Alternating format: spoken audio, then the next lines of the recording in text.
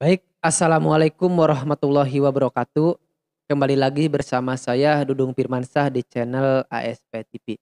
Nah, pada edisi kali ini saya akan membahas mengenai penerapan pidana penjara dalam sistem peradilan anak. Pengertian sistem peradilan pidana anak dijelaskan dalam pasal 1 angka 1 Undang-Undang SPPA menerangkan bahwa sistem peradilan pidana anak atau SPPA adalah keseluruhan proses penyelesaian perkara anak yang berhadapan dengan hukum mulai tahap penyelidikan sampai tahap pembimbingan setelah menjalani pidana. Nah, anak berhadapan dengan hukum dapat disimpulkan bahwa dalam hal ini anak yang melakukan tindak pidana. Sebagaimana Undang-Undang SPPA membagi 3 definisi anak yang berhubungan dengan tindak pidana tersebut, yaitu anak yang berkonflik dengan hukum, yang kedua anak yang menjadi korban tindak pidana, anak yang menjadi saksi tindak pidana. Nah, terus perlu digarisbawahi juga bahwa batas umur bagi anak untuk dapat diajukan ke sidang anak didasarkan pada pertimbangan sosiologis, psikologis, dan pedagogis adalah 12 tahun. Nah, dalam hal ini anak yang belum berumur mencapai 12 tahun maka dianggap belum dapat mempertanggungjawabkan perbuatannya. Jadi, anak yang belum berumur 12 tahun melakukan atau diduga melakukan tindak pidana, maka penyidik membimbing kemasyarakatan dan pekerja sosial akan mengambil keputusan sebagai berikut. Ada 2 keputusan ya. Yang pertama itu menyerahkan kembali kepada orang tua ataupun wali, mengikut sertakan dalam proses pendidikan, pembinaan, dan pembimbingan di instansi pemerintah atau lembaga penyelenggaraan kesejahteraan sosial atau LPKS di instansi terkait maksimal 6 bulan. Nah, dalam pidana anak juga dikenal dengan restoratif dan diversi, di mana sistem peradilan anak di sini bahwa sistem peradilan pidana anak wajib mengutamakan pendekatan keadilan restoratif.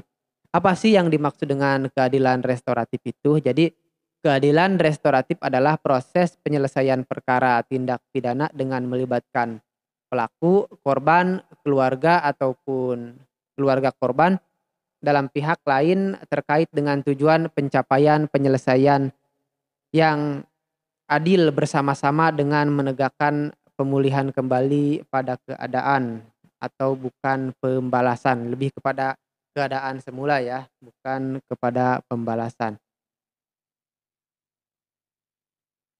Sistem peradilan anak itu meliputi penyelidikan dan penuntutan, persidangan oleh pengadilan di lingkungan peradilan umum, dan pembinaan, pembimbingan, pengawasan, dan pendampingan selama proses pelaksanaan pidana atau tindakan dan setelah menjalani pidana ataupun tindakan. Nah,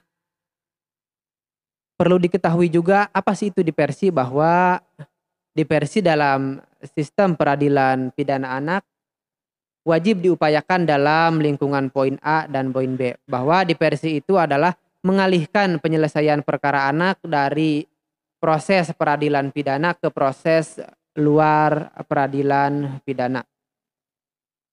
Dan tujuan dilakukannya diversi itu ada beberapa poin ya, diantaranya untuk mencapai perdamaian, menyelesaikan perkara anak di luar peradilan, menghindari anak dari perampasan kemerdekaan, mendorong masyarakat untuk berpartisipasi, dan menanamkan rasa tanggung jawab kepada anak.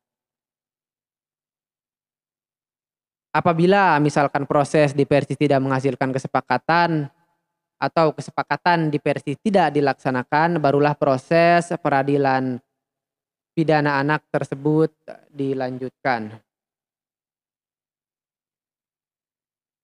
Nah, Mengenai pertanyaan soal anak tadi, bahwa anak yang dijatuhi pidana penjara ditempatkan di LPKA. Apabila dalam suatu daerah belum terdapat LPKA, anak dapat ditempatkan di lembaga pemasyarakatan yang penempatannya terpisah dari orang dewasa. Jadi beda ya antara anak dan orang yang sudah dewasa. Nah, pemisahan ini tidak hanya dalam penjara, melainkan perbedaan sistem peradilan anak dengan orang dewasa pun dilakukan untuk kasus anak. Sebab berdasarkan undang-undang dalam proses peralihan peradilan pidana, anak berhak dipisahkan dari orang dewasa berdasarkan undang-undang tentunya. Jadi sudah jelas ya mengenai pidana anak, dan juga penempatan anak juga beda dari yang dewasa. Mungkin itu saja dari saya, kurangnya mohon maaf. Terima kasih. Assalamualaikum warahmatullahi wabarakatuh. ASP lapor, kami hukum jauh